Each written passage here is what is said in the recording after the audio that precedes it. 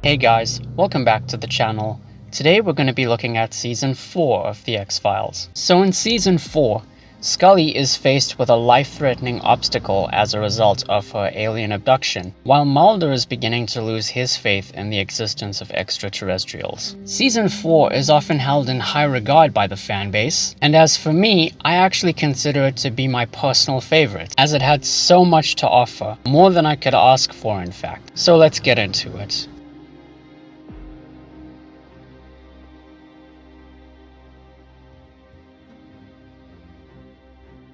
So when it comes to the mythology, Season 4 is really the first season to properly balance out the mythology episodes with the Monster of the Week episodes. I mean, nearly 40% of the season comprises of mythology episodes. And if you're like me and your main interest is in the mythology, well, this season will have you covered. Right off the bat, the premiere episode picks up immediately where Season 3 left off. And while it may not deliver on every single front based on your expectations, it does at least hint at some of the activities conducted by the Syndicate, and introduces Marita Covarrubias, another informant for Scully and Mulder, played by Laurie Holden, who most people recognize as Andrea from The Walking Dead. Just like the last two seasons, Season 4 has a pair of two-parters. The first one being Tunguska Terma, in which Scully and Mulder take a trip to Russia, and it serves as a continuation of the Black Oil storyline. The other one, Tempus Fugit Max, is a continuation of the Season 1 episode Fallen Angel.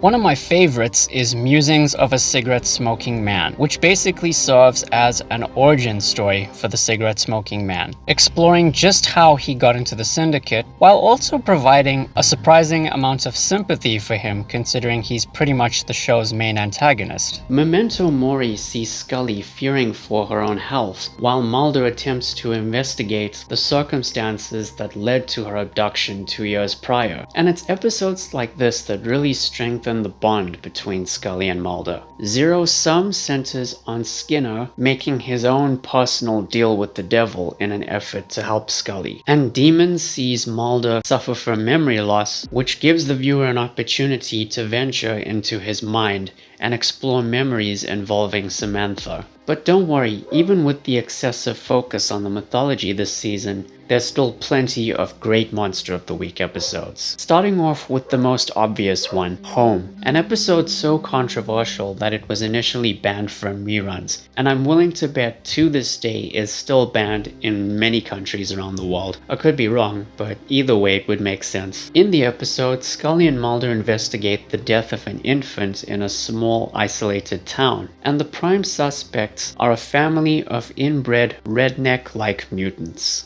The episode was clearly inspired by the Texas Chainsaw Massacre, which I'm a huge fan of, by the way, so that's kind of why I enjoyed it and why I would also recommend it to you. But oddly enough, and this is strange coming from me, it's an episode I'll probably never watch again for a long time, just because of how disturbing and violent it was. I mean, it's honestly the scariest thing I've seen on TV ever. En Route is about a series of kidnappings where the only piece of tangible evidence comes in the form of inexplicable photographs. El Mundo Gira is a universally hated episode that I surprisingly enjoyed. It focuses on Scully and Mulder's trip to a migrant workers camp. Much like Jose Chung's From Outer Space, some of the migrants living in that camp have their own perspectives on what they encountered, and the episode goes for this telenovela vibe, which a lot of people hate, but I loved. I don't know why. And the best part is that it features guest appearances by salsa icon and actor Ruben Blades, and Raymond Cruz, who everybody knows as Tuco from Breaking Bad.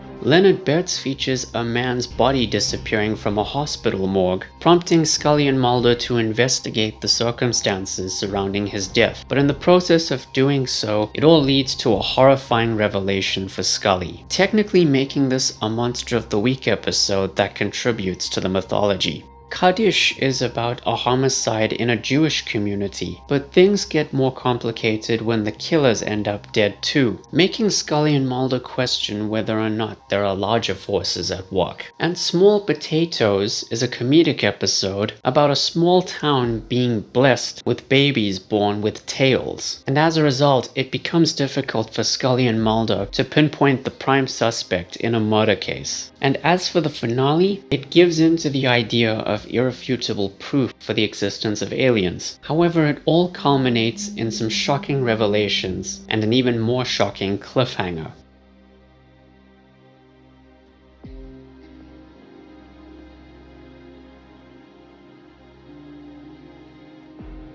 Now, there are definitely episodes in here that don't necessarily match the quality of many other great X-Files episodes. Taliko is about a series of deaths involving African American men whose skin color have all turned white. The episode was fine, it wasn't necessarily terrible, but there were logic issues surrounding the deaths of the victims, and it ended up being too similar to Squeeze. The Field Where I Died sees Scully and Mulder investigate a cult compound, and there they discover that they have a connection with one of the cult leader's wives. This episode too was fine, but it was kind of tedious and ended in a very anticlimactic fashion in my opinion. And Sanguinarium is about a series of murders at a plastic surgery unit. This episode too had logic issues surrounding the killings, and personally I wasn't a big fan of the ending.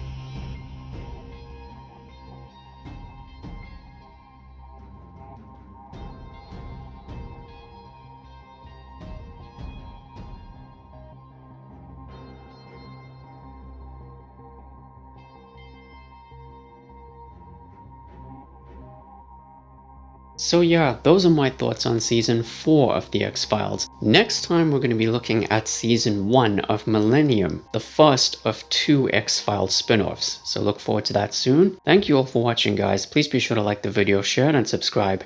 Ring the bell, take care, and I'll see you soon.